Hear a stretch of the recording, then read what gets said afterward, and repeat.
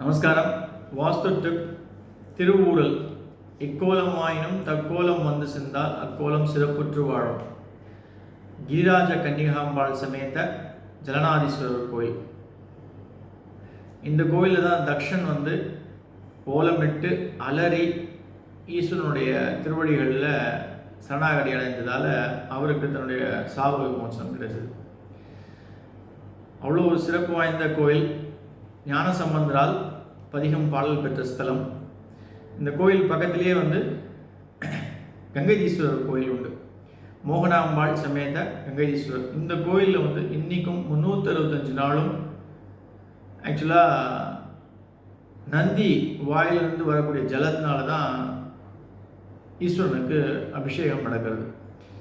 ரொம்ப விசேஷமான கோயில். வசிஸ்தலை ஆறு பெருக்கெடுத்து ஓடக்கூடிய இடம். ஜலநாதீஸ்வரர் கோயிலில் அங்கே இருக்கக்கூடிய தட்சிணாமூர்த்தி குரு பகவான், ஈஸ்வரனுடைய அம்சமாய குரு பகவான், அவருடைய பார்வை பெற்றாலே நம்ம வாழ்க்கையில் மிகப்பெரிய பொலிவும் ஏற்றமும் ஏற்படும் அப்படின்றது ஐதீகம்.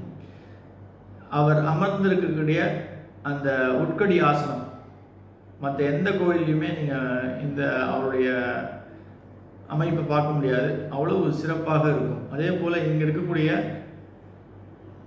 பிரம்மனும் சரி, சிவா மகாவிஷ்ணுவும் சரி, தன்னுடைய வலது காலம் மடிச்சுட்டு இடது கால தொங்க விட்டு மகாவிஷ்ணு சேவை சாதிப்பார். அற்புதமான காட்சி. இந்த கோயில் அவசியம் பாக்கியம் புண்ணியம் அந்த ஒரு விஷயம் இருந்தால் தான் அவசியம் போய் சேவிக்க முடியும். அனைவரும் சென்று குரு அருள் பெற்று வாழ்வாங்கு வாழ என்னுடைய அன்பான வாழ்த்துக்கள்.